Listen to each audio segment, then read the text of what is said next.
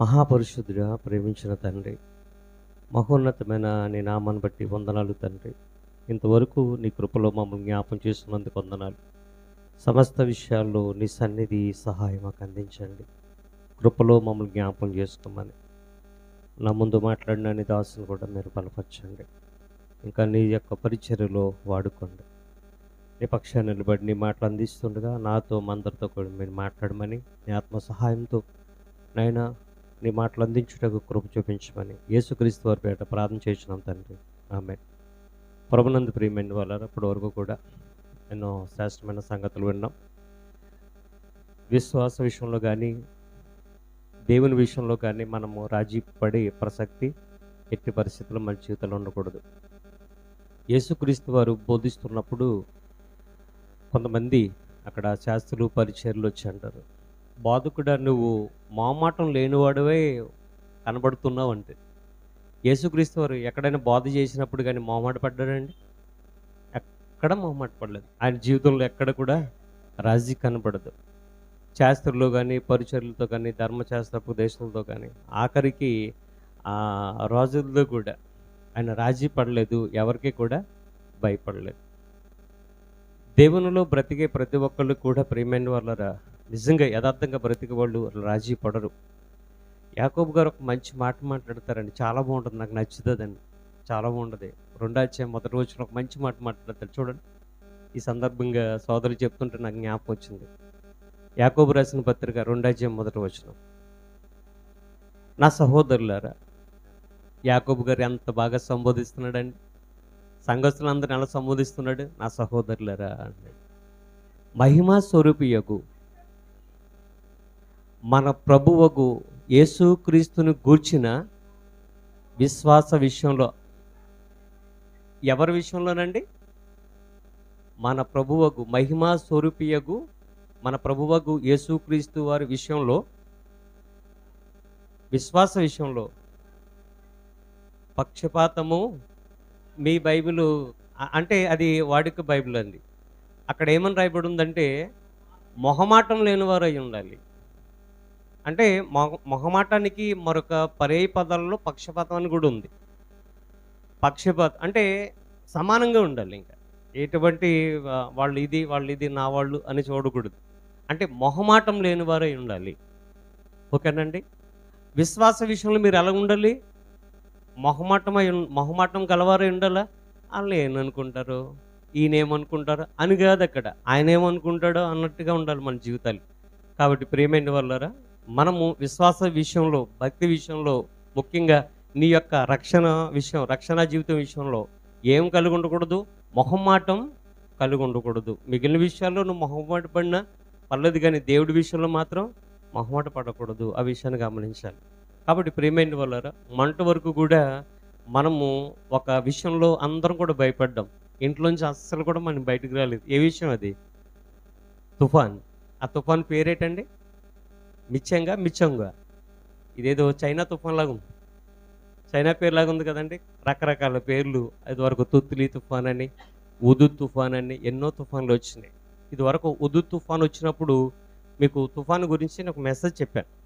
మరలా ఒకసారి మీకు జ్ఞాపం చేయాలని ఆశ కలిగి ఉన్నాను. మరికొన్ని విషయాలు, అప్పుడు చెప్పిన విషయాల కంటే ఇంకా మరికొన్ని శ్రేష్టమైన విషయాలు మనము తుఫాను గురించి మనం ఆలోచన చేద్దాం. ఏంటి, ఎన్నో ఇంచుమించుగా నాకు తెలిసిన మట్టికి నేను మొన్న ఒక పత్రిక చదివినప్పుడు ఒక తుఫాను గురించి ఈ సుమారుగా మన భారతదేశంలో ఇంచుమించుగా 60 తుఫాన్లు పైన వచ్చినాయి అటండి. ఎన్ని తుఫాన్లు వచ్చినాయంట? 60 తుఫాన్లు. ఒక చరిత్రకారుడు లేకపోతే ఒక పత్రికా విశ్లేషకుడు చెప్పిన మాటలు అవి. ఎందుకంటే పత్రికా విశ్లేషకుడికి చాలా జ్ఞానం ఉంటుంది. పత్రిక పరంగా లేకపోతే రాజకీయ పరంగా, లోకపరంగా చాలా జ్ఞానం ఉంటుంది వాళ్ళ దగ్గర. ఎందుకంటే వాళ్ళు ఎక్కువ కూడా ఆ విషయాల్లో ఎక్కువగా ఆలోచన చేస్తారు. ఆ జ్ఞానం ఎంత ఉన్నా అది ఎప్పటికైనా సరే మరుగైపోతుంది. కానీ అది భూ సంబంధమైన జ్ఞానం. కానీ పర సంబంధమైన జ్ఞానం ఎప్పటికీ కూడా కనుమరుగవదు, శాశ్వతంగా అది ఉంటుందనే విషయాన్ని గమనించాలి. పర సంబంధమైన జ్ఞానం భూమి నుంచి పుట్టుకు రాలేదు. ఎక్కడ వచ్చింది? పైనుండి వచ్చింది. కాబట్టి ప్రియమైన వాళ్ళారా, మనం గమనించవలసిన విషయం ఏంటంటే అసలు తుఫాన్లు అనేవి ఎందుకు వస్తున్నాయి, అది ఎక్కడి నుంచి వస్తున్నాయి, దాన్ని ఎవరు పంపిస్తున్నారు, ఆ తుఫాన్లు వచ్చినాయి ఆ తీరం దాటి మరొక చోటకి వెళ్ళిపోయి ఎక్కడికి వెళ్ళిపోయింది ఆ తుఫాను ఏంటి, ఎక్కడో చెన్నై తీరంలో ఉన్నటువంటి ఆ తుఫాను అలాగా దాటుకుంటూ దాటుకుంటూ దాటుకుంటూ మన తీరం దాటుకుంటూ ఎక్కడికో వెళ్ళిపోయింది. ఎక్కడికి వెళ్ళిపోయి ఆగిపోయింది ఎప్పుడైనా మనం ఆలోచించామండి? కాబట్టి ప్రియమైన వాళ్ళారా, మరొక తుఫాను వస్తుందని మరొక హెచ్చరిక. మొన్న ఒక తుఫాను వెళ్ళలేదు, వెళ్ళకుండగానే మరొక తుఫాను వస్తుందని హెచ్చరిక. కాబట్టి మనము ఎక్కువగా ఆలోచన చేస్తే తుఫాన్లు వచ్చేటప్పుడు ఎక్కువగా నష్టపోయేది ఎప్పుడో ఎవరండి? ఎవరు నష్టపోతున్నారు? రైతులు నష్టపోతున్నారు. పంటలు నాశనం అవుతున్నాయి. పంట నాశనం అయితే మనం ఏం తింటాం చెప్పండి? మరొకసారి నేను ఒక చోట వాక్యం చెప్తున్నప్పుడు నిడిగట్లు అనుకుంటా, అక్కడ వాక్యం చెప్పాను, ఆల్రెడీ ప్రార్థనలు చెప్తుంటే పంటలు నాశనం అయిపోతే ఏం తింటామంటే అక్కడ పెద్ద ఆయన అన్నాడు, గడ్డి తినాలి సార్ అంటున్నాడు. అప్పుడు నేను గడ్డి కూడా రైతులు పండించాలి సార్ అని. గడ్డి కూడా ఇప్పుడు ఇదివరకైతే గడ్డి ఎక్కడ పడితే అక్కడ మొలిసేది, ఇప్పుడు గడ్డి కూడా కరువైపోయింది, గ్రాసం కరువైపోయింది. ఆ గ్రాసాన్ని కూడా రైతులే పండిస్తున్నారండి. మీరు తూర్పు రైల్వే స్టేషన్ మార్గంలోకి వెళితే అక్కడ చూడండి, ఆ రైల్వే స్టేషన్ మార్గంలోకి వెళితే అక్కడ మీకు వాంబి గృహాలు అక్కడ ఉన్న చోట ఇదివరకు ఇప్పుడైతే వాంబి గృహాలు కట్టేశారు ఏంటి, ఆ ప్రాంతంలో గడ్డి కూడా పండించి అమ్మేవారు. మన ఫంక్షన్లు కూడా వేస్తుంటారు కదా పచ్చటి, అప్పుడు గడ్డి కూడా దొరకట్లేదు. ఇప్పుడు ఏం తెచ్చుకున్నా పచ్చడి కార్పెట్లు తెచ్చుకుని వేసుకుంటున్నాం పచ్చదనం కోసం. కాబట్టి ప్రియమైన వల్ల ఈ తుఫాన్ల గురించి బైబిల్ ఏం చెప్పిందో మనం ఆలోచన చేయాలి. ఎందుకంటే బైబిలు ఎప్పటికీ కూడా తరగని ఆస్తుంది. ఎంత చదివినా మనకు బోరు కొట్టని ఒక ప్రత్యేకమైన నిధి అనమాట. ఎంత చదివినా చదవాలనిపిస్తూ ఉంటుంది. ఒకే విషయాన్ని 10 కోణాల్లో మనం ఆలోచించవచ్చండి. ఒకే విషయాన్ని 10 రకాలుగా మనం ఆలోచిస్తే దేవుడు చాలా విషయాలు మనకు తెలియజేస్తాడు. కాబట్టి ప్రియమైన వాళ్ళారా, తుఫాను అనే సమయానికి మనం ఆలోచన చేస్తే తుఫాన్లో మనకి సర్వసాధారణంగా ఏ కనబడుతుందండి? ఏ దృశ్యం కనబడుతుంది? 1 వర్షం, 2 గాలి కనబడుతుందా? దాని శబ్దం వింటమే తప్ప నువ్వు చూడలేవు అన్నాడు దేవుడు. ఏంటి, గాలి యొక్క ప్రభావం మనకు కనబడుతుంది. గాలి కనబడదు కానీ గాలి యొక్క ప్రభావం మాత్రం మనకు ఖచ్చితంగా కనబడుతుంది. ఆ యొక్క ప్రభావానికి ఒకవేళ గురయ్యామా మనం ఎక్కడుంటామో మన అడ్రస్ కూడా తెలియదు. కాబట్టి ప్రియమైన వాళ్ళరా, మన మిచాంగ్ తుఫాన్ అనేది మన ప్రాంతంలోకి దగ్గరగా వచ్చింది అండి. మనము కొన్ని వీడియోస్ మనం వాట్సాప్లో ఫేస్బుక్లో కూడా వైరల్ అయినాయి అండి. కొన్ని టోర్నడోస్ కూడా మనం చూసాం. మన యొక్క ప్రాంతానికి అంటే మన రాజమండ్రికి సుమారుగా ఒక 60-70 కిలోమీటర్లు ఉన్నటువంటి అన్నవరం మనకు తెలుసు. అన్నవరం కొండ పక్కనే ఒక పెద్ద చెరువు ఉంటుందండి. మీరు ఎప్పుడన్నా చూసారో లేదు, పెద్ద చెరువు ఉంటుంది. అక్కడ రిజర్వాయర్ కూడా అక్కడ కట్టడం జరిగిందండి. మొన్న వచ్చినటువంటి మిచాంగ్ తుఫాను ఈ యొక్క టోర్నడో అంటే సుడిగాలికి ప్రియమైన వాళ్ళరా అది ఈ యొక్క నీరంతా కూడా పైకి తీసుకుని వెళ్ళిపోయిందండి. నీరు బరువుగా ఉంటుందా తేలిగ్గా ఉంటుందా? బరువు, నీటి బరువు చాలా ఎక్కువ. కానీ నీటిని కూడా ఆ సుడిగాలి ఏం చేసిందండి, వర్షంలో ఉన్నటువంటి లేకపోతే ఆ చెరువులో ఉన్నటువంటి నీటిని ఏం చేసిందండి, చుట్టుకుంటూ పైకి తీసుకుని వెళ్ళింది. అంటే ఎంత ప్రభావం ఒకసారి మీరు ఆలోచన చేయండి. ఈ సిద్ధాంతం బ్రిడ్జి దగ్గర కూడా ఆ దృశ్యం మనకు కనబడి, ఇక పక్కన పిఠాపురంలో కూడా ఆ దృశ్యం మనకు కనబడి. కాబట్టి ప్రియమైన వాళ్ళరా, ఎందుకు అన్ని తుఫాన్లు వచ్చి ఇరుచుకుపడుతున్నాయి? పంట చేతికొచ్చే సమయానికి ఎందుకు ఆ యొక్క తుఫాన్లు వస్తున్నాయి? ఆ యొక్క పంట పండించినటువంటి లేకపోతే 4 నెలలు 6 నెలలు రైతు కష్టపడి అప్పులు చేసి ఈ చాలా ఇబ్బందులు పడుతూ ఆ పంట చేతికొచ్చిన తర్వాత పంట అమ్మి ఆ పంట వచ్చిన ఆ యొక్క లాభంతో అప్పులు తీర్చుకొని పిల్లలకి పెళ్లి చేయాలి, లేకపోతే వాళ్ళకి ఉద్యోగాలు చేసుకోవాలని ఎన్నో ఆశలతో ఉంటున్న ఆ రైతు యొక్క ఆశలు ఎందుకు నిరాశ అయిపోతున్నాయి? తినే ఆ యొక్క తిండి విషయంలో నోటికి అంది అంటే నోటికాడికి వచ్చి నోటికి అందకుండా ఎందుకు అలా పాడైపోతుంది? ఈ విషయాలు ఒకసారి మనం ఆలోచన చేయాలి. కానీ ప్రియమైన వాళ్ళు మనం రైతులం కాదు కదండి, మన ఉద్యోగస్తులం, ఏదో పని చేసుకుంటున్నాం. కానీ రైతు కష్టం మనకు ఎలా తెలుస్తుంది చెప్పండి? రైతు కష్టం మనకు ఎలా తెలుస్తుంది? రైతు యొక్క కష్టం తెలియాలంటే ముందు దేవుడి కష్టం ఖచ్చితంగా మనకు తెలియాలి. కాబట్టి ప్రియమైన వాళ్ళరా, తుఫాను గురించి మనము బైబిల్లోకి వెళ్ళి చూడగలిగితే దేవుడు చెప్తున్న సంగతులు, ఈ యొక్క తుఫాను గురించి దేవుడు ఏం చెప్తున్నాడో అనేది ఒకసారి ముందుగా మనం ఆలోచించేద్దాం. అసలు ఆ తుఫాన్ అనేది ఎందుకు వస్తుంది, ఎక్కడి నుంచి వస్తుంది, దాని ప్రారంభం ఎక్కడ, దాని ముగింపు ఎక్కడ అని ఆలోచిస్తే పత్రికా విశేషాలకు ఆ విషయం తెలియదు, శాస్త్రవేత్తలకు ఆ యొక్క విషయాలు తెలియదు, లోకంలో ఉన్న మహాజ్ఞాన పండితులైన వాళ్ళకి ఆ విషయం తెలియదు, జ్యోతిషులకి అసలే తెలియదు. జ్యోతిషులు కూడా వాళ్ళకు నోటుకొచ్చింది ఏదో చెప్పేస్తారు, కానీ జరగవలసింది ఏం జరగాలో అది దేవుడికి తప్ప ఎవరికి కూడా తెలియదు. ఆ విషయాన్ని గమనించాలి. ఏంటి, లోకంలో ఉన్న జ్యోతిషులు ఏదో చెప్పారు అనుకోవచ్చండి. మన క్రైస్తవులు కూడా జ్యోతిషులు బయలుదేరారు కొంతమంది.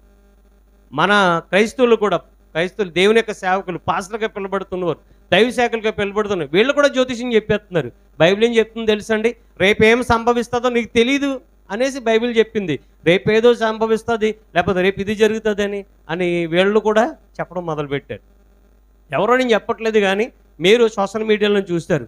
ఏంటి, మొన్న తెలంగాణలో ఎలక్షన్ జరిగినాయి. కారు వస్తుందని ప్రవచించిన పాస్టర్లు ఉన్నారు. ఏంటి, పరిశుద్ధాత్ముడు నాతో చెప్తున్నాడు, నా మీద ఉన్నాడు అని చెప్పాడు ఒక ఆయన, నాతోనే చెప్పాడు అన్నాడు. ఆయన కారు వస్తుంది అన్నాడు, కేసీఆర్ ముఖ్యమంత్రి అవుతాడు అన్నాడు. అందరు ఆలోచనలు పటాపంచులు అయిపోయాయండి. కానీ ఎవరు నగ్గారు? కాంగ్రెస్ నగ్గింది. నేను బయట జ్యోతిష్కుల గురించి చెప్పట్లేదు, వాళ్ళ గురించి నేను మాట్లాడట్లేదు, కానీ జ్యోతిష్కుడు అనేవారికి రేపేం సంభవిస్తుందో తెలియదు. నేను అడుగుతున్న ప్రశ్న ఏంటంటే, నువ్వు ఎప్పుడు చనిపోతావు నీకు తెలుసా? నీ జాతకం నీకు తెలుసా? ఏంటి, దేవుడు చెప్పే మాట ప్రియమైన వాళ్ళరా, మనము తల్లి గర్భంలో ఎప్పుడైతే దేవుడు మనల్ని పెట్టాడో అప్పుడే మన యొక్క జీవిత దినాలన్నీ కూడా, మనం ఎన్ని దినాలు బ్రతుకుతామో, ఎన్ని సంవత్సరాలు బ్రతుకుతామో దేవుడు గంధంలో రాసేసుకున్నాడు, ఆయన రాసుకున్నాడు. మన యొక్క భవిష్యత్తు గురించి ఆయనకు తెలుసు, కానీ లోకంలో ఉన్న మనుషులు అనే వాళ్ళకి ఎవరికి కూడా తెలియదు. ప్రియమైన వాళ్ళారు, మనం గమనించవలసిన విషయాన్ని మనం జాగ్రత్తగా గమనించాలి. ఈ యొక్క మరి ముఖ్యంగా ప్రియమైన వాళ్ళారా, ఆయన వస్తాడన్నారు, రాలేదు. అధికారం ఎవరు ఇచ్చేది? అధికారం ఎవరు ఇస్తారు? దేవుడు ఇస్తాడు. దానియేలు గ్రంథంలో చెప్పబడిన మాట ఏంటంటే, అధికారం ఎవరి వలన కలుగుతుంది అంటండి? దేవుడి వలన కలుగుద్ది అని రాయబడింది. కాబట్టి అంత ఎందుకండి, మన వచ్చే సంవత్సరం మే నెలలో కూడా ఎవరు వస్తారో కూడా అప్పుడే జ్యోతిషం చెప్పేశారు. అవన్నీ మనకి ఎందుకు చెప్పండి? మీ పని ఏదో మీరు చేసుకోవచ్చు కదా. మనకు తెలియని విషయాలు ఒకటండి, తెలియని విషయాలు ఏ విషయంలో కూడా జోక్యం చేసుకోకూడదు. కాబట్టి ప్రియమైన వాళ్ళారు, విపత్తులు జరుగుతున్నాయి, మిచ్చంగ్ తుఫాన్ వస్తుంది అని ఎవరని చెప్పారా? ఏ జ్యోతిష్యులని చెప్పాడండి? కొన్ని క్రైస్తవ పాస్టర్లు ఉన్నారు, వీళ్ళు కూడా ఈ మధ్యన జ్యోతిష్యం చెప్తున్నారు. కొన్ని వీళ్ళు ఏమైనా చెప్పారా? తెలుగు 2 రాష్ట్రాల్లో ఉన్న మిచ్చంగ్ తుఫాన్ వస్తుంది, పలానా చోట నుంచి ప్రారంభమయ్యి పలానా చోట అది ముగించబడుతుంది, పలానా రోజు తీరం దాడుతుందని ఏ సేవకుడైనా లేకపోతే ఈ జ్యోతిష్యం చెప్పే ప్రవచనాలు ప్రవచిస్తారు కదా, ఎవరని చెప్పారా? లేదు. ప్రియమైన వాళ్ళు, అసలు ఈ తుఫాన్ గురించి మనం బైబిల్లో మనం ఆలోచన చేద్దాం. అసలు ఈ తుఫాను అసలు ఎక్కడి నుంచి ప్రారంభమవుతుంది అనేది మనం చూడగలిగితే ప్రియమైన వాళ్ళరా, ఒకసారి ఇర్మీయా గ్రంథం 25 అధ్యాయము 32 వచనం మనం చదువుకుందాం. ఇర్మీయా గ్రంథం 25 అధ్యాయము 32 వచనం. సైన్యములకు అధిపతికి యెహోవా ఎలాగో సెలవిచ్చుచున్నాడు, జనము నుండి జనమునకు కీడు వ్యాపించుచున్నది. అమ్మ, కీడు ఎవరి నుండి ఎలా వ్యాపిస్తుందంట? కీడు అనేది ఒక మనిషి నుండి మరొక మనిషికి వ్యాపిస్తుంది. ఒక జంతువు నుండి మరొక జంతువులకి వ్యాపించట్లేదు. మనకి జంతువుల వల్ల ప్రమాదం ఉందండి? జంతువుల వల్ల మనకి ఏమైనా ప్రమాదం ఉందా? ప్రమాదం లేదు. పక్షుల వల్ల ప్రమాదం ఉందా? ఒక మానవుల్ని తప్ప జీవకోటి ప్రపంచంలో కానీ లేకపోతే ఈ ఒక్క ప్రకృతిలో కానీ ఉన్న సమస్త జీవరాశుల వలన మనకేమన్నా ముప్పు ఉందా? ముప్పు లేదు. అటు వలన కీడు కూడా లేదు. కానీ ప్రియమైన వాళ్ళ ఎవరి వలన ఎవరికి కీడు జరుగుతుందంట? దేవుడు ఎంత బాగా చెప్పాడండి. బైబిల్ సత్యం. ప్రియమైన వాళ్ళరా, ఆలోచన చేయాలి. జనము నుండి జనమునకు కీడు వ్యాపించుచున్నది, బోధి గంతముల నుండి గొప్ప తుఫాను బయలుదేరుచున్నది. ఎక్కడి నుంచి బయలుదేరుతుందంటే గొప్ప తుఫాను బోధి గంతముల నుండి. వ్యాఖ్యాన బైబిల్లో మనం చూడగలిగితే భూమి అంచుల నుండి బయలుదేరుతుందని. కానీ బైబిల్ ఏముంది? బూది గంతముల నుండి, అంటే భూమి లోపల నుండి తుఫాను బయలుదేరుతుంది. ఇంతకీ బూది గంతముల నుండి అంటే ఎక్కడి నుంచి అని చెప్పగలుగుతాం? మనము చెప్పలేము. ఒకసారి యోబు గ్రంథం 37:9 చూడండి. మరుగు స్థానములో నుండి తుఫాను వచ్చును చాలండి. మరుగు స్థానము.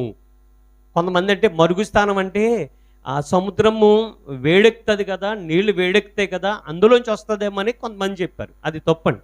మరుగు స్థానం అంటే రహస్య స్థలము నుండి, రహస్య స్థానము, మరుగు స్థానము అంటే రహస్యము, ఎవరికి తెలియబడినది. మరుగైన స్థలము, మరుగు స్థానము అంటే మరుగు స్థానం నుండి ఏమొస్తుందంట? తుఫాన్ వస్తుంది. అది ఎక్కడి నుంచి వస్తుందో ఇప్పుడు వరకు కూడా ఎవ్వరికి తెలియదు.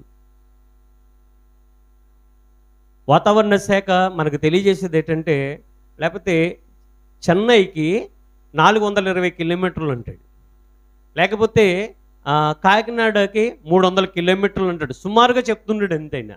ఏమైనా కొలిసారండి? 300 కిలోమీటర్లు అని కొలిసారా? లేకపోతే 420 కిలోమీటర్లు అని కొలిసారా? వాళ్ళు ఉదాహరణగా చెప్తున్నారు, వాళ్ళు అంచనాగా చెప్తున్నారు తప్ప అది ఎక్కడి నుంచి అనేది ఇప్పుడుకొచ్చి ఎవ్వరికీ తెలియదు. ప్రియమైన వాళ్ళారు, తుఫాను అనేది మరుగు స్థానం నుంచి వస్తుంది. అది బూదిగంతం నుండి వస్తుంది. బూదిగంతములు అంటే ఈ భూమి మీద ఏ ప్రదేశంలోని మనం చెప్పగలుగుతాం చెప్పండి? కానీ ప్రారంభం చెప్తున్నాడు దేవుడు, మరుగు స్థానము ఎవ్వరికి తెలీదు. రహస్య స్థానం నుంచి తుఫాన్ అనేది బయలుదేరుతుంది. ఎంత గొప్పగా దేవుడు చెప్తున్నాడండి. ఎందుకు తుఫాను బయలుదేరుతుంది? తుఫానుకి రావాల్సిన పని ఏంటి? తుఫానుకి ఏమన్నా పని ఉందా?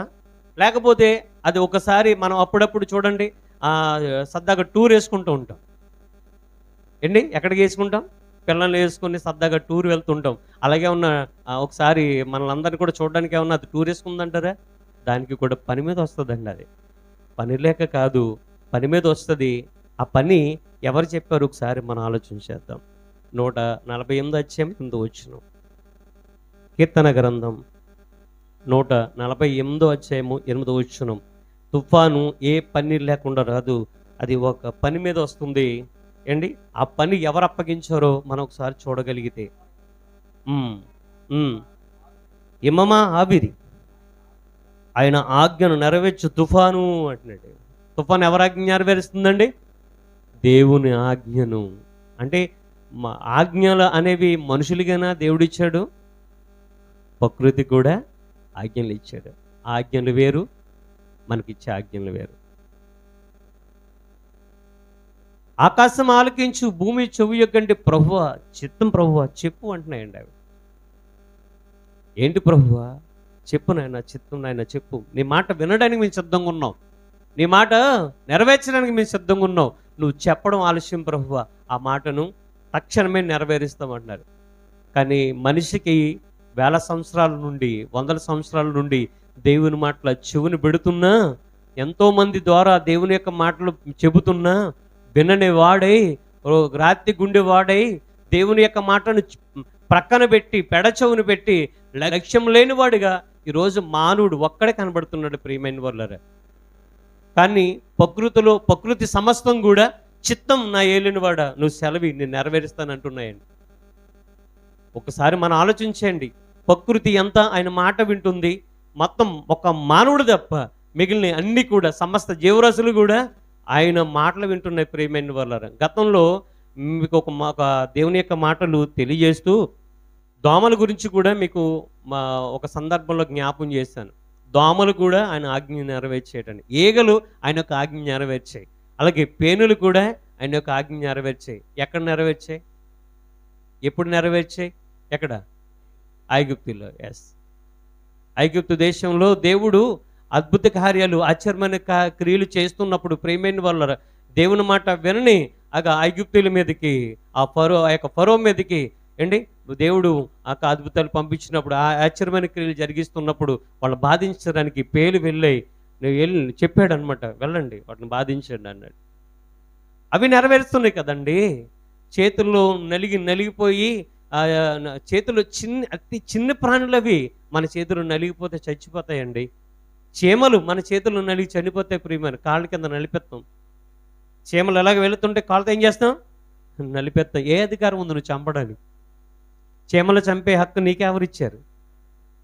వాటికి ఆహారం లేక మన ఇంట్లో ఏం తింటాయండి? మా అయితే కొంచెం పంచదార తింటాయి, కొంచెం బెల్లం తింటాయి, మిగిలిన ఏమీ తినవవి. అదేదో కొంచెం పక్కన వేస్తే నీ ఇంట్లోకి రావు కదా. చీమలు చంపే హక్కు నీకు లేదు. ఆలోచించండి. దోమలు మనకు హాని చేస్తే అట్లా ఏం చేస్తాం? మనం చంపేస్తాం. మరి ఎందుకంటే మన ప్రాణాలు కాపాడుకోవాలి కాబట్టి. ఒకసారి మనం ఆలోచన చేయాలి. కాబట్టి ప్రియమైన వాళ్ళరా, తుఫాన్ ఏం చేస్తుందంటండి? ఆజ్ఞ నెరవేరుస్తుంది. మరి మొన్న వచ్చిన మిచ్చంగ్ తుఫాను ఏం చేసింది? ఆయన ఆజ్ఞను నెరవేర్చింది. కొంతమంది క్రైస్తవేత్తలు ఏమని అంటే, ఇవన్నీ ప్రపంచం నుంచి అంటే ఈ ప్రకృతోళ్ళు ఇటువంటి విలయతాండం చేసి దేవుడు ఇంత అన్యాయం చేసేస్తున్నాడు, దేవుడు అసలు దేవుడే కాదు అంటున్నారు. దేవుని మీద నిందలేస్తున్నారు. అసలు ఎందుకు వస్తుందో ఎప్పుడైనా ఆలోచించారండి? ప్రకృతి ఎందుకు విలయతాండం చేస్తుందో, ఇటువంటి పరిస్థితులు మానవ కోటికి ఎందుకు సంభవిస్తున్నాయని ఎవరైనా ఎప్పుడైనా ఆలోచన చేస్తారా? ఒకసారి ఆలోచించండి. ఆయన మాట మనం మాత్రమే వినట్లేదు, ప్రకృతి సమస్తం కూడా ఆయన మాట వింటుంది. అందుకునే దేవుడు బాధపడుతూ పౌలు గారి ద్వారా రోమపత్రికలు రాయించాడు. నీతిమంతులు లేడు, ఒక్కడో లేడు అంటున్నాడు. అందరూ కూడా త్రోవ తప్పి ఏం చేస్తున్నారు? పనికిమాలం అయిపోయారు అంటున్నాడు. యెషయా గ్రంథంలో నేను పిల్లల్ని పెంచి గొప్పవారిగా చేశాను, వారు నా మీద తిరుగుపడ్డారు అంటున్నాడు. ఇర్మియా గ్రంథంలో ఇర్మియా ద్వారా ఏమన్నాడంటే నన్ను మర్చిపోయారు అంటున్నాడు. ఆమోసు గ్రంథంలో ఏమని చెప్తున్నానంటే నా ధర్మశాస్త్రాన్ని మర్చిపోయారు, పాపాన్ని ఆహారంగా చేసుకున్నారండి నా పిల్లలు అని. దేవుడు కేవలం మనుషులు గురించే ఆయన బాధపడుతున్నాడు తప్ప ప్రకృతిలో దేని గురించి కూడా బాధపడట్లేదు. మరి ప్రకృతి ఆయన పని నెరవేర్చి ఆయన యొక్క చిత్తాన్ని నెరవేర్చి సంతోషపడుతుంది దేవుణ్ణి. మరి ప్రకృతి కంటే శ్రేష్ఠులం, దేవుని పిల్లలం. మరి మనం ఎందుకంటే మన తండ్రిని బాధ పెట్టేది? ఒకసారి మనం ఆలోచించాలి కదా. ఆయన మాట విని ఆయన చెప్పింది మనం చేయగలిగితే, ఆయన మాట ప్రకారంగా మనం జీవించగలిగితే సంతోషపడేవాడిని మనం సంతోషపెట్టవచ్చు. ఏంటి, నువ్వు నీ భార్యను సంతోషపెడుతున్నావు, నీ పిల్లల్ని సంతోషపెడుతున్నావు, నీ భర్తను సంతోషపెడుతున్నావు, నాన్నవారు అందరినీ సంతోషపెడుతున్నావు, కానీ వీళ్ళందరినీ ఇచ్చిన దేవుని మాత్రము సంతోషపడట్లేదు. ఇది క్రిస్మస్ నెల అండి. మనం అందరం కూడా ఏం చేస్తాం? క్రీస్తు జన్మదినాన్ని జరుపుకుంటాం అండి. మొత్తం మన ఇంట్లో అందరం కూడా బట్టలు కొనుక్కుంటాం, అందరూ కూడా బట్టలు కొనుక్కుంటాం, చాలా సంతోషపడతాం, ఇంటిల్లిపాది చాలా సంతోషపడతాం. కానీ ప్రియమైన వాళ్ళరా, దేవుడు అలా చూస్తాడు మనల్ని, ఎందుకంటే ఆ దేవదూత చెప్పింది కదా, ఏమని? ప్రజలందరికీ కలగబోవు మహా సంతోషకరమైన సువార్త. యేసుక్రీస్తు పుట్టినందుకు సంతోషపడాలి, కాదనట్లేదు. కానీ ఆయన సంతోషాన్ని మనం ఏంటో తెలుసుకోవాలి. కాబట్టి ప్రియమైన వాళ్ళరా ఏంటి, తుఫాను ఎవరి ఆజ్ఞ నెరవేరుస్తుందంటండి? దేవుని యొక్క ఆజ్ఞను నెరవేరుస్తుంది అనే విషయాన్ని గమనించాలి. కాబట్టి ప్రియమైన వాళ్ళరా, ఈ తుఫాను ఎక్కడి నుంచి వస్తుందో అనేది ఎవరికి తెలియదు. శాస్త్రవేత్తలు కానివ్వండి, అలాగే ఈ యొక్క వాతావరణ శాఖ వాళ్ళు కానీ అంచనాగా పలానా చోట ప్రారంభమయ్యింది, అక్కడి నుంచి వస్తుంది అంటే ఎప్పుడు తుఫాను స్టార్ట్ అయిన తర్వాత వాళ్ళకి తెలుస్తుంది. వాళ్ళు అంచనాగా చెప్తారు తప్ప వాస్తవాన్ని వాళ్ళు కంప్లీట్గా యథార్థంగా వాళ్ళు రేపే 12:30 అది లేదా అర్ధరాత్రి 11 గంటలకి తుఫాన్ ప్రారంభం అవుతుందని ఎవరు కూడా చెప్పలేరు. రేపు కానీ ఎల్లుండి కానీ తుఫాన్ రావచ్చు అని వాళ్ళు అంచనాగా చెప్తున్నారు అంతే. కానీ దేవుడు ఖచ్చితంగా చెప్తున్నాడు, ఇదిగో మరుగు స్థానం నుండి నేను తుఫాన్ రప్పిస్తున్నాను, బూదిగంతముల నుండి నేను గొప్ప తుఫాన్ రప్పిస్తున్నాను అంటున్నాడు. కాబట్టి ప్రియమైన వాళ్ళరా, ఒకసారి యోనా గారి గురించి మనం ఆలోచన చేస్తే అవసరం లేదండి. యోనా గారు ఒక పని చెప్పాడు దేవుడు. నినివేకి వెళ్ళమన్నాడు, తర్షీషుకి వెళ్ళిపోయాడు. ఆ వాడ ఎక్కాడు, వెళుతున్నాడు, ఇంకా ప్రయాణం జరుగుతుంది. వాడ బయలుదేరిపోయింది, ప్రయాణం జరుగుతుంది. సముద్రం యొక్క మార్గ మధ్యలో గొప్ప తుఫాను వచ్చింది ఏంటి. చాలా అందరూ కూడా కంగారు పడుతున్నారు. కానీ ఒక్కడు మాత్రం యోనా గారు ఒకటి చెప్పాడు, నన్ను బట్టి గొప్ప తుఫాను వచ్చింది, నన్ను పట్టుకొని ఏం చేయాలి మీరు? సముద్రం కట్టేయండి అన్నాడు. భయపడిపోయారండి వాళ్ళు. ఈ యొక్క అపరాధం మా మీద కానీ మా పిల్లల మీద కానీ రాకుండా చూడు ప్రభు అని దేవునికి ప్రార్థన చేసి ప్రవక్త చెప్పిన మాటగా ఆయన ఏం చేశారండి? సముద్రంలో గెంటి వేశారు. ఎప్పుడైతే యోనా ఆ వాడ నుండి ఆ సముద్రంలో పడ్డాడో ఏమైంది? ప్రశాంతం అయిపోయిందండి. ఎందుకని? ఆయన ఒక ఆజ్ఞను ఎవరు నెరవేరుస్తున్నారు? అక్కడ తుఫాన్ నెరవేరుస్తుంది, యోనా నెరవేరుస్తున్నాడా? నాకు ఎలాగే ఆయన చాలా మొండివాడండి. ఆయన గురించి మీరు చదవండి, ఆయన చాలా మొండోడు, ధైర్యవంతుడు కూడా. అంటే త్వరగా కోపడే తత్వం కూడా ఆయనలో ఉంది. కానీ మంచివాడు, ప్రియమైన వారు, దేవునికి భయపడ్డాడు ఆయన. కాబట్టి మనం ఆలోచన చేయగలిగితే ఏంటి, తుఫాను గురించి మరికొన్ని సంగతులు మనము బైబిల్లోకి వెళ్ళి ఆలోచన చేద్దాం. ఏంటి తుఫాన్ అసలు మనం ఇందాక ఏం చదువుకున్నాం? మరుగు స్థానం నుంచి వస్తుందని మనము చదువుకున్నాం, అలాగే బూదిగంతం నుండి వస్తుందని ఆలోచించాం. ఇంతకీ తుఫాను ఎలా పుట్టింది? తుఫాను కూడా పుట్టుకుంది ప్రియమైన వాళ్ళారా. ఆ పుట్టుకేంటి ఒకసారి మనం ఆలోచించేద్దాం. 107 అధ్యాయము కీర్తన గ్రంథం 25 వచనం చదువుకుందాం. కీర్తన గ్రంథం 107 అధ్యాయము 25 వచనం చదువుకుందాం. ఆయన సెలవేయగా తుఫాను పుట్టెను. తుఫాను పుట్టించింది ఎవరు? దేవుడు ప్రియమైన వాళ్ళు. ఆయన ఆయన సెలవిచ్చాడంటే అంతే, తుఫాను పుట్టిందట. దేవుడి దగ్గర ఆయుధాలు ఉన్నాయి. మనలను నాశనం చేయడం ఆయన పెద్ద కష్టమేం కాదు. మనలను చంపేయడం పెద్ద కష్టమేం కాదు ఆయన్ని. ఒక్కొక్కసారి మనం చేసే అతిక్రమాలు, దోషాలు ఏంటి ఇవన్నీ కూడా ఆయన జ్ఞాపకం చేసుకొని చంపేద్దాము అని అనుకుంటున్నాడటండి. కానీ మరలా ఏమంటున్నాడంటే వీళ్ళు మట్టి ఘట్టాలు, మట్టితో చేయబడ్డారు, వీళ్ళు చాలా బలహీనమైన ఘట్టాలు అని ఒకసారి ఆలోచన చేస్తున్నాడు అనమాట. కాబట్టి ప్రియమైన వాళ్ళారా, మనం గమనించవలసిన విషయం ఏంటంటే దేవుడు మనుషులను ఈ ఒకేసారి హతం చేయడం ఆయన పెద్ద పని ఏం కాదు. కానీ అది ఆ పని చేయడైనా ఆ పని ఆయన చేయడు. ఒకసారి మనము దేవుని యొక్క ప్రేమను అర్థం చేసుకోవాలి. దేవుని యొక్క ప్రేమను లోకు కట్టకూడదు ప్రియమైన వాళ్ళారా. దేవుణ్ణి చేతగాడి వాడిగా మనము చూడకూడదు. ఆలోచన చేయండి. దేవుడికి అసాధ్యమైనది ఏదా ఉందంటే సమస్తం సాధ్యమే. మరి తుఫాన్ని ఆపడం ఎవరి తరం కాదు. ఆయన ఆగు అంటే ఆగుతుంది.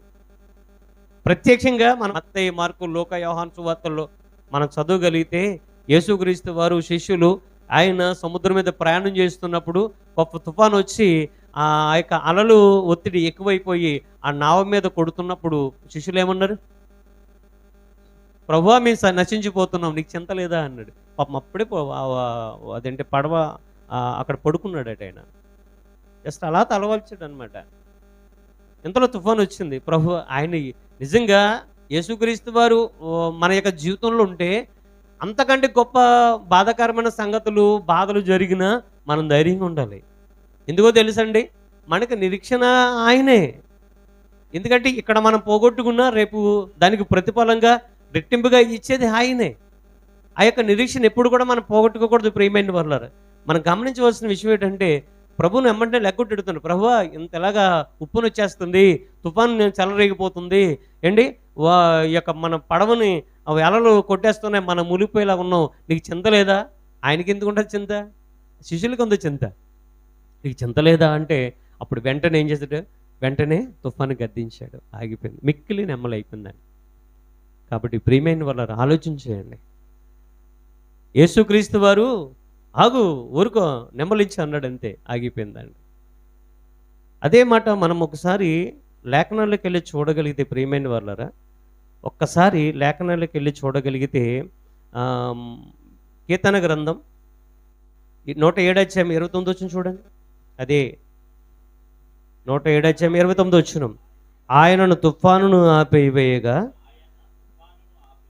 ఆయన తుఫానును ఆపివేయగా దాని తరంగములు అణిగిపోయెను. కాబట్టి ఇక్కడ చూడగలిగితే మళ్ళీ తుఫాను ఆగాలన్నా ఎవరు ఆజ్ఞ ఇవ్వాలి?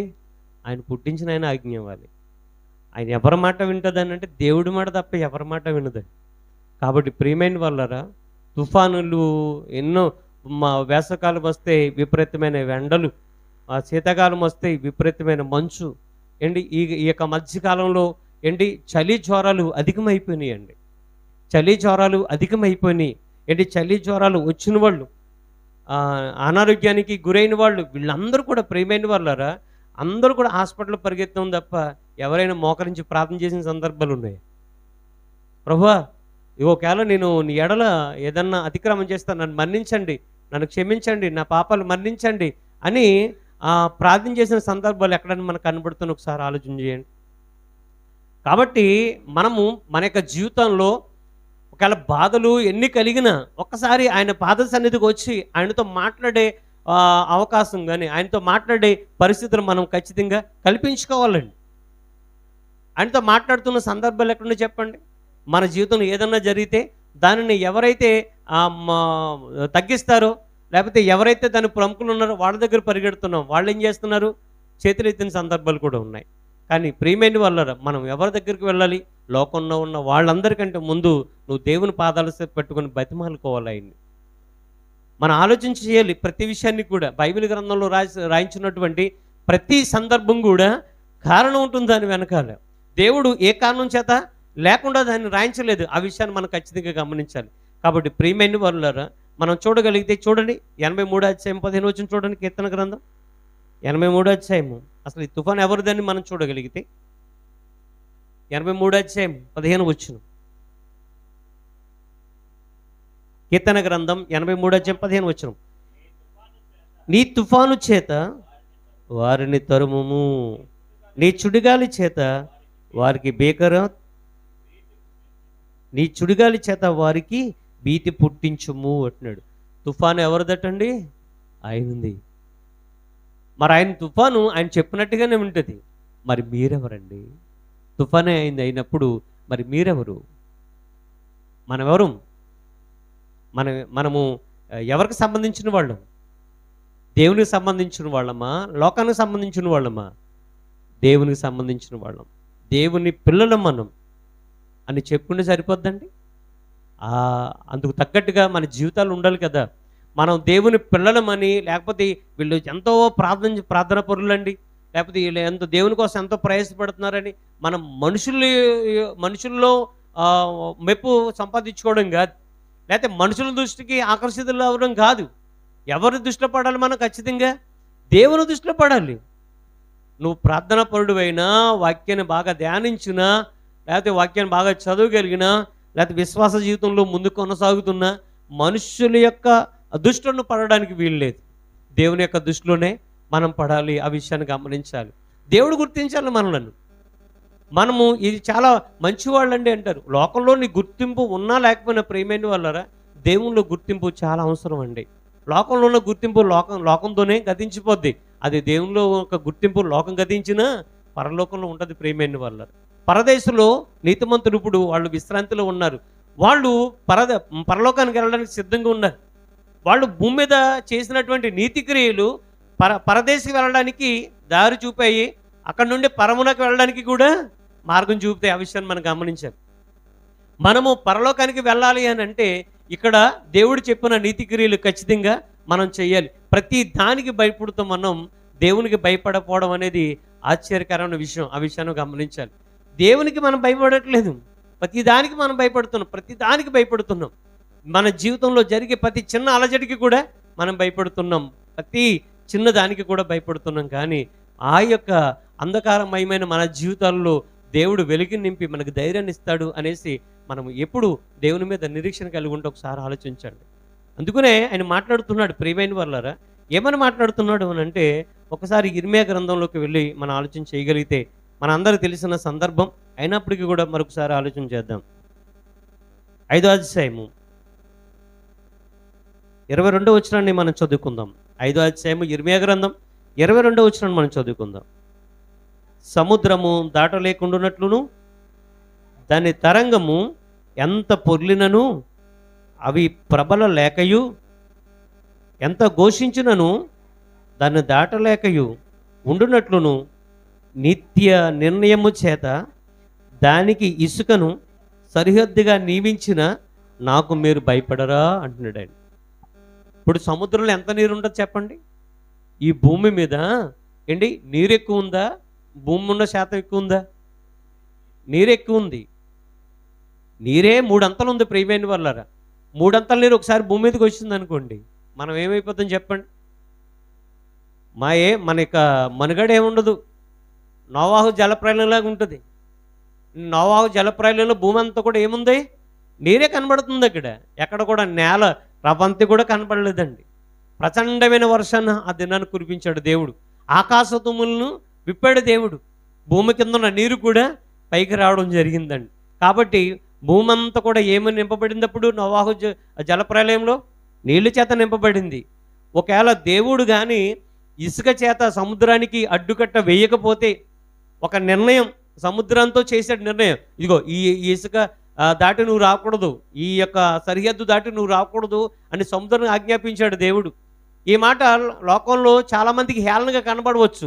కానీ ప్రియమైన వాళ్ళ బైబిల్ గ్రంథంలో రాయబడిన ప్రతి మాట కూడా అక్షర సత్యం అని నమ్మాలి ఖచ్చితంగా. నమ్మనంటే చేయడానికి ఏమీ లేదు, ఖచ్చితంగా నమ్మవలసిందే. ఏమేశాడంటే సముద్రానికి దేవుడు ఇసుక మేర వేశాడు, నువ్వు రావద్దు, సరిహద్దు వేశాడు అనమాట. మనకి కూడా ఇంటి సరిహద్దులు ఉంటాయండి. ఆ సరిహద్దుల్లో ఇల్లు కట్టుకోవాలి. లేదు పక్కది కూడా మావిడిదే అని కట్టేసుకుంటే ఏమవుతుంది తర్వాత? గొడవ అవుతుంది. కానీ ప్రియమైన వాళ్ళని మనం గమనించవలసిన విషయం ఏంటంటే, ఇసుక మేట వేశాడు, సరిహద్దును వేశాడు, నువ్వు రాకు ఇక్కడే ఉండు అన్నాడు. మనం ఏం చేస్తాం? సరదాగా ఆ కాకినాడ బీచ్‌కి వెళ్తాం, వైజాగ్ బీచ్‌కి వెళ్తాం. మీ ఊరు దగ్గర ఉంది ఏంటి బీచ్? అంతర్వేది ఆ బీచ్. ఆలోచించండి. మొన్న మేము జోసఫ్ మామయ్య గారు ఆహ్, జ్ఞాపకార్థి గుడికి వెళ్ళినప్పుడు పోలవరం అనుకుంటా. అక్కడ కూడా వెళ్ళాం సరదాగా చూడడానికి. నేను, రవికుమార్ గారు, రాజు, తర్వాత అప్పారావు గారు సోదరులు మేమందరూ కూడా వెళ్ళాం. రమేష్ గారు కూడా వచ్చారు. చక్కగా ఫోటోలు కూడా దిగాం, బాగానే ఉంది. అక్కడ అందరూ కూడా చిన్నపిల్లలం అయిపోయామండి. అందరూ కూడా చిన్నపిల్లలం అయిపోయాం. అంటే వస్తుంటే ఆ కెరటం వస్తుంటే వెనక పరిగెట్టడం, కెరటం వస్తుంటే ముందుకు పరిగెట్టడం, అది ఒకేసారి 2004 వచ్చినట్టుగా వస్తే పరిస్థితి ఒకసారి ఆలోచించండి ప్రియమైన వాళ్ళు. అప్పుడప్పుడు ఎందుకు ఒడ్డు దాటి బయటకు వస్తుందంటే దేవుడు ఏం చేస్తున్నాడు? రైల్వే గేట్ లేపినట్టుగా సిగ్నల్ ఇస్తున్నాడు అనమాట. ఆ విషయాన్ని గమనించాలి. ఎందుకు రావట్లేదు అంటే దేవుడు చెప్పాడు సముద్రానికి, సముద్రం దేవుని మాట వింటుంది. సముద్రం దగ్గరికి వెళ్ళి ఆహ్లాదాన్ని విహారయాత్రలకు వెళ్ళి సరదాగా ఉన్నటువంటి ఈ మనిషి మాత్రం సముద్రాన్ని చూసి ఏం నేర్చుకున్నాడు చెప్పండి? ఫోటోలు దిగేసి సరదాగా వీడియో తీసుకుని వచ్చాడుమా. అక్కడ నిజంగా ఆలోచిస్తే సముద్రపు ఘోష ఎలాగుందో ఒకసారి మీరు ఆలోచించండి ప్రియమైన వాళ్ళు. సముద్రానికి అడ్డుకట్ట దేవుడు వేశాడు. మరి మనకి కూడా కొన్ని అడ్డుకట్టలు వేశాడు, కొన్ని నియమ నిబంధనలు పెట్టాడు. మరి ఇవన్నీ కూడా మనం దాటుకొని వెళ్ళిపోతున్నాం. ఆయన చూస్తూ ఊరుకుంటున్నాడు అనుకుంటున్నారా? కానీ ఏదో ఒక రోజు ఖచ్చితంగా పనిష్మెంట్ ఇస్తాడు. ఆ విషయాన్ని గమనించాలి. ఆయన మాట్లాడుతున్నాడు, సముద్రానికి నేను ఇసుకను పొలిమేరగా వేశాను, అడ్డుకట్టగా వేశాను, దాటొద్దని చెప్పాను. అటువంటి చెప్పిన నాకు మీరు భయపడరా అంటే ఇక్కడ ఈ వాక్యం మీకు ఎంతవరకు అర్థమైందో నాకు తెలియదు. కానీ ఇప్పుడు మీరు గమనించండి, మన యొక్క రాజమండ్రి పట్టణంలో ధవళేశ్వరం ప్రాంతంలో గోదావరి ఆనకట్ట ఉంది. సార్ ఆర్దన్ కాటన్ దొర గారు మహానుభావుడు, ఆయన కట్టాడు. చాలా ప్రాంతాలు సస్యశ్యామలం చేశాడు. ఆయన ఏంటి కట్టడం ద్వారా ఏంటి నదికి ఒక ఆనకట్ట వేశాడు. అవునండి. అలాగే మరి సముద్రానికి ఎక్కడ ఆనకట్టేస్తాం మనం? గోదావరికి పుష్కరాలు వస్తున్నాయని చెప్పేసి అప్పుడు ప్రభుత్వం ఏం చేసింది? ఏటుగట్లు పునరావృతం చేసింది. కానీ కొన్ని కిలోమీటర్లు ఉంటుందండి. కానీ ఎన్ని వేల కిలోమీటర్లు అండి సముద్రం? ఎన్ని వేల కిలోమీటర్లు ఉంటుంది? మనం ప్రయాణం చేయగలుగుతామా? మన జీవితం సరిపోదు.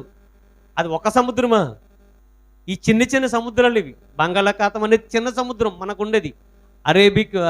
ఇంకా ఎన్ని సముద్రాలు ఉన్నాయి? పసిఫిక్ మహాసముద్రం ఉంది, అరేబియా మహాసముద్రం ఉందండి, అట్లాంటిక్ మహాసముద్రం ఉంది, మహాసముద్రాలు ఉన్నాయి. వీటికి ఎవరండి సరిహద్దు వేసేది, అడ్డుకట్ట వేసేది ఎవరు చెప్పండి? ఒక బంగాళాఖాతానికి మనకి దగ్గర ఉంది కాబట్టి బంగాళాఖాతం. దీని గురించి మనం మాట్లాడుకుంటున్నాం. మరి ఈ యొక్క భూమి మీద మహాసముద్రాలు ఉన్నాయి. వాటికి ఎవరు అడ్డుకట్ట వేసింది? వాటికి ఎవరు ఆజ్ఞాపించింది? దేవుడు. కాబట్టి ప్రియమైన వాళ్ళ మనం గమనించవలసిన విషయం ఏంటంటే ఇటువంటి మహాసముద్రాలకి అడ్డుకట్ట వేసి ఒక నియమాన్ని, ఒక నిబంధనను సముద్రానికి దేవుడు చెప్పినప్పుడు, దేవుని యొక్క మాటకు సముద్రం మీద తలవంచుతున్నప్పుడు నువ్వెంత నేనెంత చెప్పండి. ఒకసారి ఆలోచించండి. దేవుడు ఎందుకు మనల్ని ఇంకా ప్రేమిస్తున్నాడు అని అంటే ఒక ఉన్నతమైన సంకల్పం మన పట్ల ఆయన కలిగి ఉన్నాడు. ప్రియమైన వాళ్ళ ఆలోచించండి. సముద్రం కూడా మన మాటకు లోబడుతుంది. అవునా కదా? సూర్యుడు మన మాటకు లోబడతాడా? చంద్రుడు మన మాట లోబడతాడా? మనిషి మాట లోబడతాడా? లోబడ్డా? దేవుని మీద విశ్వాసంతో ఆనాడు యెహోషువ ఏం చేశాడు? అది దేవుని వల్ల సాధ్యమైంది. తండ్రి నీ పని ఆగకుండగా శత్రువుల మీద మేము పగ తీర్చుకోలేనంటే మీరు సూర్యుడిని ఆపండి, చంద్రుడిని ఆపండి అని ప్రార్థన చేశాడు. దేవుడు ఆ ప్రార్థన ఆలకించాడు. ప్రియమైన వాళ్ళు, అది ఒక మనిషిని వలన దేవుడే చేశాడు. అంతే తప్ప మనమే సూర్యుడు ఆగంటే పోరా అంటాడు. ఆయన సూర్యుడు నువ్వు ఆగంటే అరిచేయి అడ్డుపెట్టి సూర్యుడిని మనం ఆపగలుగుతామా? సూర్యుడు దాకా ఎందుకంటే ఈ లైట్ ఆపగలుగుతామా? ఆపలేం. ఒకవేళ నువ్వు ఆపినా వెళ్తురేమవుతుంది? పక్క నుంచుకుని తన్నుకొని వెళ్ళిపోతుంది. కాబట్టి ఆలోచించండి. కేవలం దేవుని పిల్లలు అనే ఒకే ఒక కారణం చేత ప్రకృతి మనకు లోబడుతుందో తప్ప ఆ కారణం పక్కన పెడితే మన అడ్రస్ ఎప్పుడో గల్లంత అయిపోయేది. ప్రియమైన వాళ్ళ ఆలోచించండి. దేవుడు ఏమంటున్నాడంటే నాకు మీరు భయపడరు అంటున్నాడు. అక్కడ ఇంకొక మాట మాట్లాడుతున్నాడు. లాస్ట్లో. ఇర్మియా గ్రంథం 23:33 అలా దేవునికి భారం ఎవరో తెలుసండి? ఈ మాట చెప్పి మనం ముగించుకుందాం. దేవునికి భారం ఎవరు? మిమ్మల్ని అడుగుతున్నది. దేవునికి భారం ఎవరు? మనమేనండి? మనమేనా కాదా? మనమేంటండి? మనం ఎందుకు? బోల్డంత పర్వతాలు ఉన్నాయి, మన భూమి మీద బోల్డ్ పర్వతాలు ఉన్నాయి. ఈ దేవునికి భారం కదా? మణిపూర్ వెళ్తే అసలు ఇంపాల్ సిటీ నుంచి దిమ్మాపూర్ 300 కిలోమీటర్ల పైన, అక్కడ అన్ని కొండలేనండి. అవి భారాలు కాదా? అవి కాదు ప్రియమైన వాళ్ళారా. ఒక్కసారి ఆ మాట మనం చూద్దాం. 23:33 ఇర్మియా గ్రంథం 23:33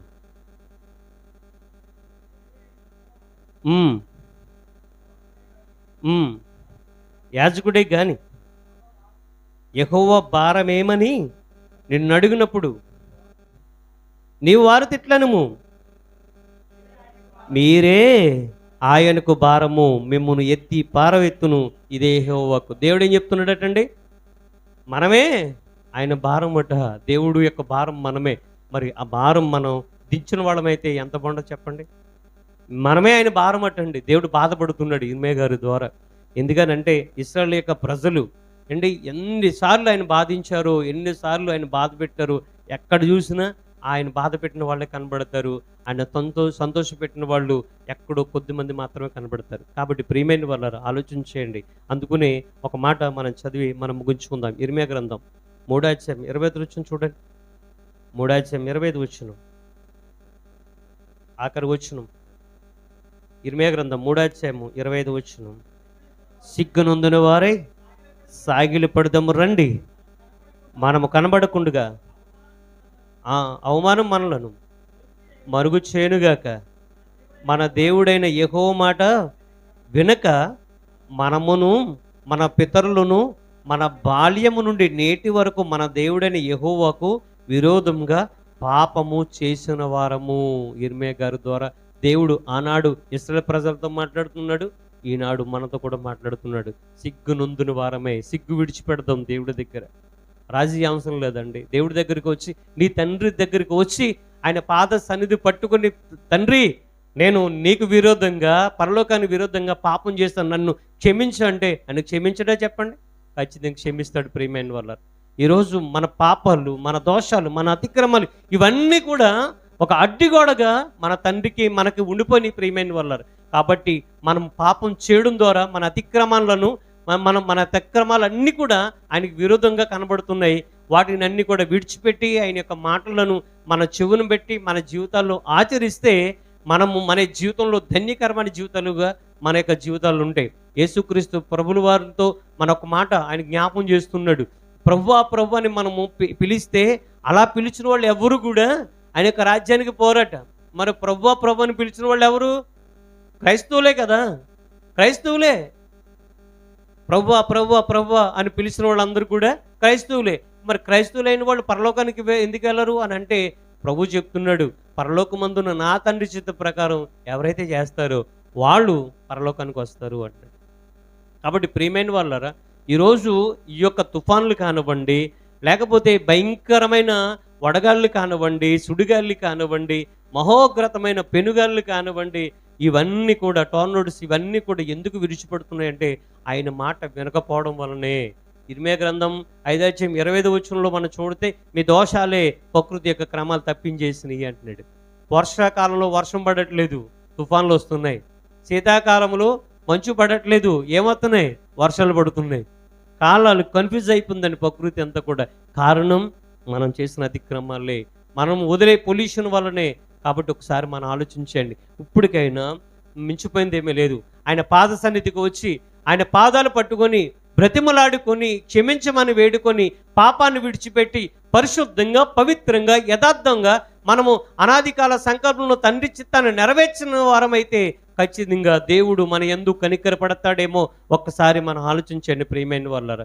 2023 సంవత్సరం ఈరోజు ఎంతండి తారీఖు? డిసెంబరు 17. అంటే ఇంకొక 2 ఆదివారాలు గడిస్తే ఈ సంవత్సరం ముగుస్తుందండి. ఆఖరి ఆదివారం కరెక్ట్గా డిసెంబర్ 31 ఆదివారం వచ్చింది. ఏంటి 2 ఆదివారాలు గడిస్తే ఈ సంవత్సరం ముగుస్తుంది. కాబట్టి ప్రియమైన వాళ్ళారా, కానీ సంవత్సరం గడుస్తా ఇక సంవత్సరాలు, దినాలు, వారాలు, నెలలు గడుస్తూనే ఉంటాయి. కానీ ప్రియమైన వాళ్ళారా, మన జీవితం గడుస్తుందో లేదో ఒకసారి ఆలోచించండి. కొత్త సంవత్సరం వస్తుందని ప్లాన్ చేసుకోకండి. కొత్త సంవత్సరం వస్తుందనేసి సంబరాలు చేసుకోవడానికి ఆలోచన చేసుకోకండి. ఈ దినమే నేను మారకపోతే నా పరిస్థితి ఏంటని ఒక్కసారి మనం ఆలోచన చేసుకుందాం. కాబట్టి ఇటువంటి పరిస్థితులన్నీ కూడా మారాలి అని అంటే దేవుడే శరణ్యం. ఆయన పాదాల సంధికి మనం వద్దాం. ఆ పాదాలు పట్టుకుని మనం బ్రతిమాలుకుందాం, అడుక్కుందాం. ప్రియమైన వాళ్ళు, ఒక మాట చెప్పాలంటే అడుక్కుందాం అండి. తండ్రి నన్ను క్షమించండి, నన్ను మరణించండి. యేసుక్రీస్తు వారే ఆయన మన పక్షాన ఆయన బ్రతిమాలుకుంటున్నాడు. ప్రియమైన వాళ్ళారు, శరీరధారుణ దినాల్లో కూడా ఆయన బ్రతిమాలుకున్నాడు. ప్రియమైన వాళ్ళారు, విజ్ఞాపనలు చేశాడు, యాచన చేశాడు. ఆయన పాద సన్నిధులు పట్టుకుని బ్రతిమాలాడు, ప్రభువా నేను మరలా పరలోకానికి వస్తానా అనేసి. అంతటి ఆయనకే భయం కలిగినప్పుడు మనము ఒక్కసారి మన పరిస్థితి ఏంటో ఒకసారి ఆలోచించండి. నేను నిర్ణయం ఏంటో ఒకసారి దేవునికి తెలియచే ప్రార్థన చేసుకుందాం. ప్రేమించిన తండ్రి, నీ ఘననామాన్ని బట్టి వందనాలు, స్తుతులు, స్తోత్రాలు చెల్లించున్నాం. ఇంతవరకు నీ సన్నిధి సహాయం మాకు అందించారు. భయంకరమైన తుఫానులు, విపత్తులు ఆయన వీర్చుకుపడుతున్న ఈ యొక్క దినాల్లో తండ్రి, వాటిని ఎందుకు రప్పిస్తున్నావు అనే విషయాన్ని ప్రజలు గ్రహించక, నాయనా ఇప్పటికైనా సరే నీ పాద సన్నిధికి రాక, నిన్ను స్తుతించక, నిన్ను మయపరచక, వారు మనసు మార్చుకోక తండ్రి, ఇంకనూ తండ్రి మిమ్మల్ని దూషించే వాళ్ళు చాలామంది ఉన్నారు తండ్రి. వాళ్ళకి బుద్ధి కలగడానికి ఈ యొక్క మాటలు తెలియచేయడానికి కృప చూపించారు. నేను వచ్చి నీ సన్నిధిలో తండ్రి తల వంచిన ప్రతి బిడ్డను కూడా జ్ఞాపకం చేసుకోనండి. ఇంకా మారు మనసు, పాప క్షమాపణ పొందలేని వారు ఎవరైనా ఉంటే వారు పాప క్షమాపణ పొందుకోవడానికి కూడా కృప చూపించండి. ఈ సంవత్సరం అంతా కూడా మీరు కాపాడినందుకు వందనాలు. రానున్న నూతన సంవత్సరంలో కూడా తండ్రి మా జీవితాలు ఇటు విధంగా కాకుండా నూతనంతో మమ్మల్ని నింపమని ప్రార్థిస్తున్నాం. నీ పని మరింతగా ఉత్సాహంగా మేము చేయగలిగే భాగ్యాన్ని అనుగ్రహించమని, నీ కృపలో మమ్మల్ని జ్ఞాపకం చేసుకోమని, సమస్త విషయాల్లో నీ సహాయం మాకు అందించమని యేసుక్రీస్తు వారి పేట ప్రార్థన చేస్తున్నాం తండ్రి. ఆమేన్.